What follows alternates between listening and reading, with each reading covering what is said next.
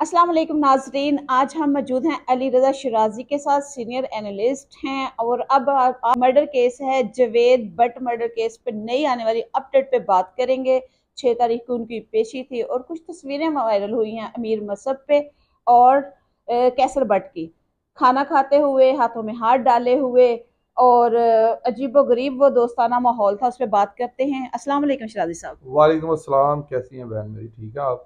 जी अल्लाह का शुक्र। जी जरा इन पे जरा रोशनी डालिएगा, अमीर मसहब की तस्वीरों पे और सहेल कैसर भट्ट की तस्वीरों पे, और उसके बाद जो जवेद मर्डर केस की नई अपडेट है।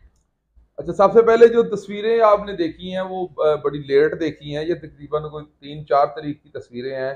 ये दुबई में इकट्ठे दोस्त दोनों भाई हैं, खाना खाते हुए दिखाई दे गए हैं। और ये कहीं बुर्ज खलीफा वगैरह में घूमने भी जाते रहे हैं। और ये वहाँ पर माहौल ये है कि वहाँ पर अगर एक दूसरे के सामने, अगर मीर मौसम के सामने किसी बट भी आ जाए तो फिर भी उसे बड़े ही अदब एहतराम के साथ उसको इग्नोर करना पड़ेगा, क्योंकि वो दुबई है।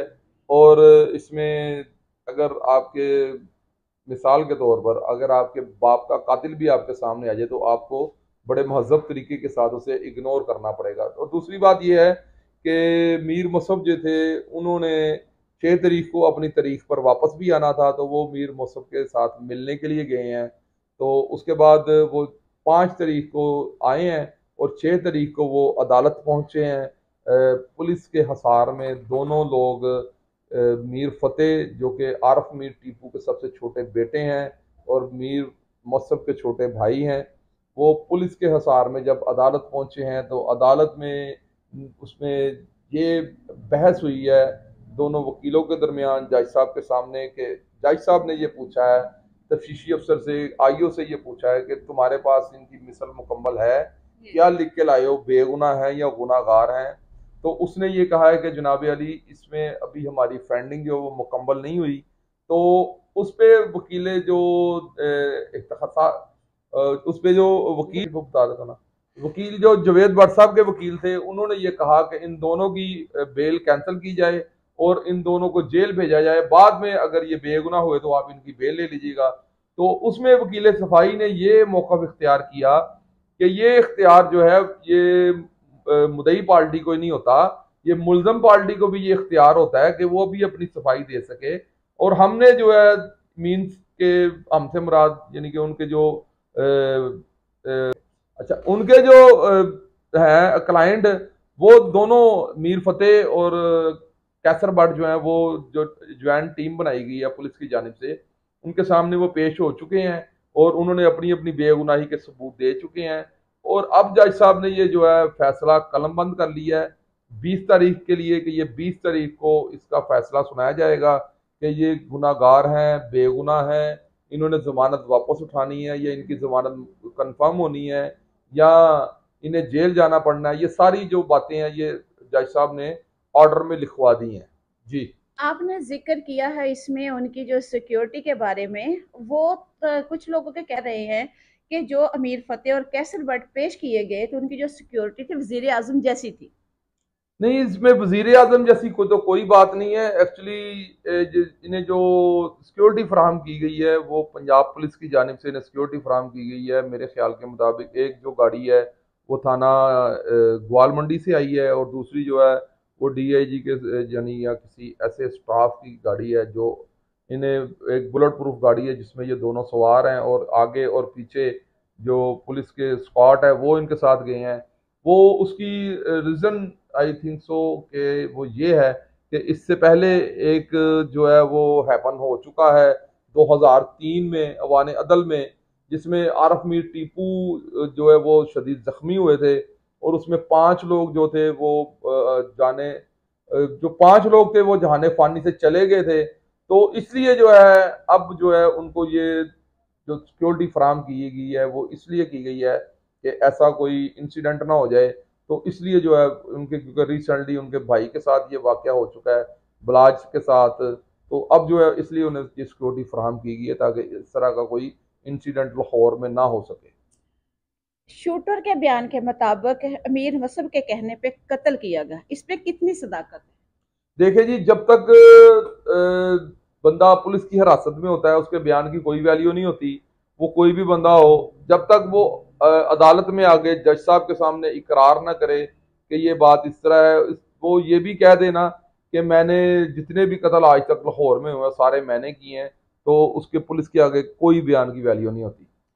एक तरफ सुलह की बात हो रही है, दूसरी तरफ एक तरफ सुलह की बात हो रही है, दूसरी तरफ जवेद भट्ट कत्ल केस की तरफ कहा जा रहा है कि जमानत कैंसिल कर दी जाए। क्या है, हो क्या सकता है ये? सुलह की जो बात है बहन मेरी, वो एक्चुअली अभी तक 1% भी नहीं हुई, क्योंकि हम लोग ये अपनी जो है ये समझ लें चूरन चारन बेच रहे हैं यूट्यूब पर बैठकर। ये सुलह की बात 1% किसी खानदान की जानिब से, किसी यानी कि ना मीर मौसम की तरफ से, ना गोगी भट्ट की, ना तो मीर मौसम की तरफ से कोई सुलह की बात 1% हुई है, और ना ही तीफी भट्ट की जानिब से 1% सुलह की बात हुई है। ये अभी तक जो है ना, ये खिचड़ी जो है ये यूट्यूब पे पक रही है, मुझे खुशबू आ रही है, मिठाइयाँ ले आओ, एक महीने बाद मैं हफ्ते बाद मैं मिठाइयाँ बांटने लगा हूँ, ये हो रहा है वो हो रहा है, 1% कोई बात नहीं है सुलह की। जो जिस तरह जज साहब ने कहा गया कि आप अपनी सारी जो है इन्वेस्टिगेशन कंप्लीट करके लाएं ताकि मैं अगली तारीख पे कोई फैसला कर पाऊँ, क्या अगली तारीख पे जमानत हो जाएगी जो 21 वाली है? 20 तारीख को मेरे ख्याल के मुताबिक दोनों को जज साहब या कन्फर्म जमानत देंगे, या उन्हें ये कहेंगे कि आप लोग अपनी जमानत उठा लें।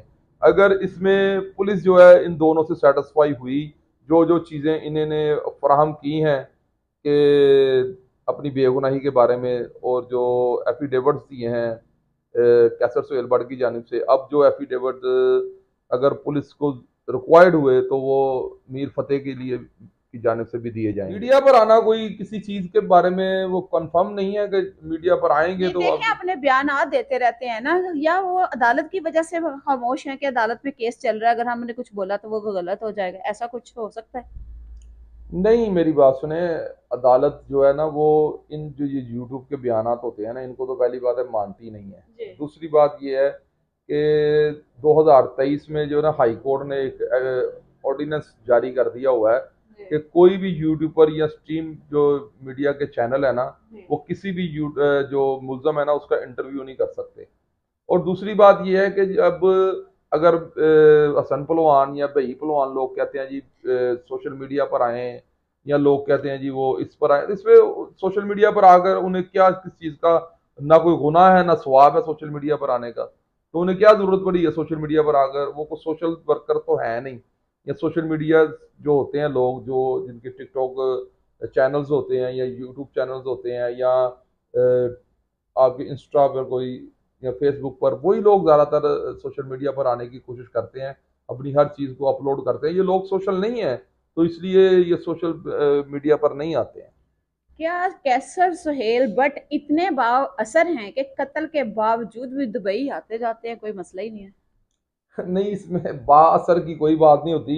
एक्चुअली उनकी जानिब से जो है ना, काफ़ी जो लोग हैं उनके बड़े हैं, जो उनके करीबी रिश्तेदार हैं, जिन जिन से एफिडेविट मांगे गए हैं, तो उनकी जानिब से एफिडेविट दे दिए गए हैं।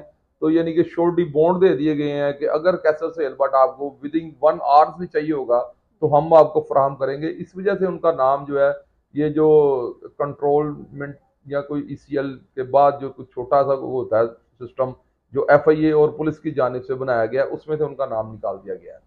कैसर सोहेल साहब, ये बताइएगा कि अमीर मसहब क्या अब सुलह की तरफ आ रहे हैं, और सुलह का फ्यूचर क्या देखते हैं? मैंने अभी बताया, फिर बता देता हूँ कि सुलह जो है वो लाख में से 1% भी नहीं हुई, ना मीर मुसब की जानिब से ना तीफी भट्ट साहब की जानिब से। 1% भी किसी ने उन दोनों से बात ही नहीं की। ये सिर्फ ख्वाबी जो ख्याली पुलाव है ना, ये वो पक रहे हैं।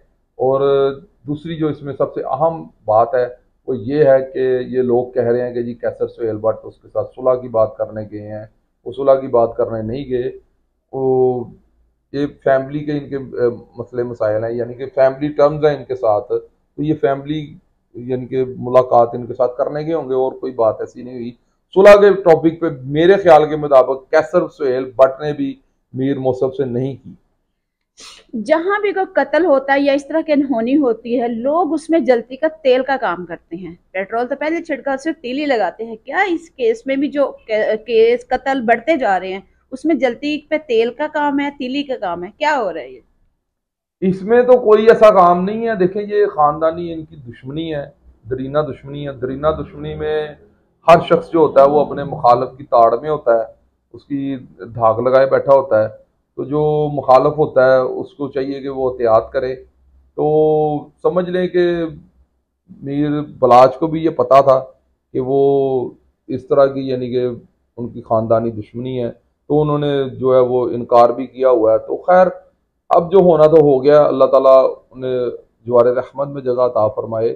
अब जो बात है वो ये है कि अब हम सब लोग ये दुआ गो हैं कि अल्लाह ताला इनके जितने भी मरहूमिन हैं, दोनों ख़ानदानों के, उन्हें जवार रहमत में जगह अता फरमाए, और जितने इनके लवाइकीन हैं उन्हें सब्र जमील अता फरमाए। और अल्लाह ताला कुरान पाक में इरशाद फरमाता है, अल्लाह एक दूसरे को खुदा वास्ते माफ़ कर दें और ये सुलह सफाई की तरफ आ जाए।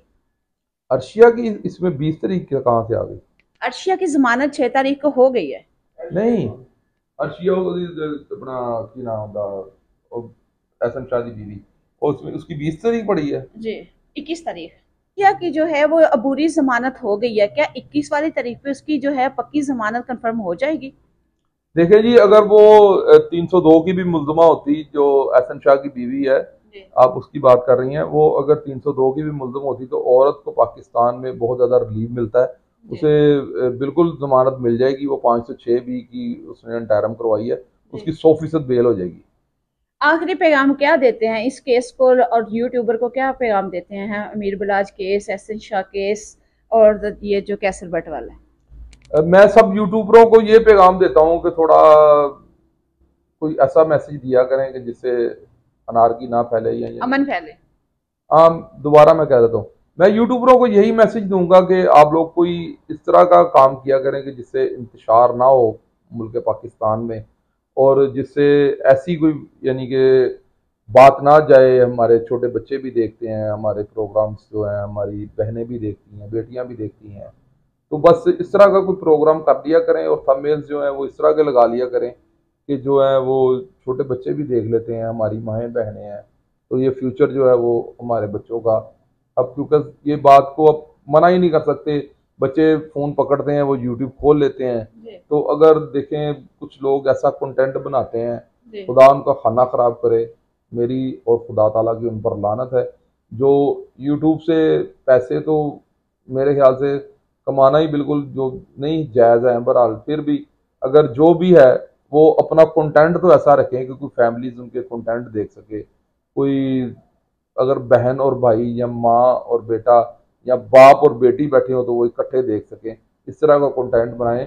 आपको अल्लाह ताला जो है वो परवरदिगार जो है ना, वो कुरान पाक में इरशाद फरमा रहा है कि जो वल्लाहु खैरुर राज़िकीन, परवरदिगार जो है ना हर तरह से रिज़्क इंसान के मुकद्दर में देता है। देखें, वो पत्थरों को जो है ना वो जो पत्थरों में कीड़ों को रिज़्क दे सकता है, तो आप अगर यूट्यूब पे गलत कंटेंट नहीं भी बनाएंगे ना, तो मेरा अल्लाह आपको रिज़्क देगा। तो प्लीज़ आपके लिए ये रिक्वेस्ट है कि अच्छा कंटेंट बनाएं, साफ सुथरा कंटेंट बनाएं। यूट्यूब तो खैर आप लोग सब लोग यूट्यूब पे शौक के लिए काम कर रहे हैं, आई नो वेरी वेल कि इससे कितनी अर्निंग आती है और क्या कुछ होता है।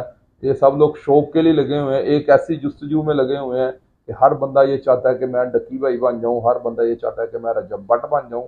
तो बहरहाल ये सब जो है वक्तों की चीज़ें हैं। अल्लाह ताला सबके वक्त बुलंद करे और सबके रिज़्क में इजाफा फरमाए। प्लीज़ कंटेंट और थंबनेल का ख्याल रखा करें।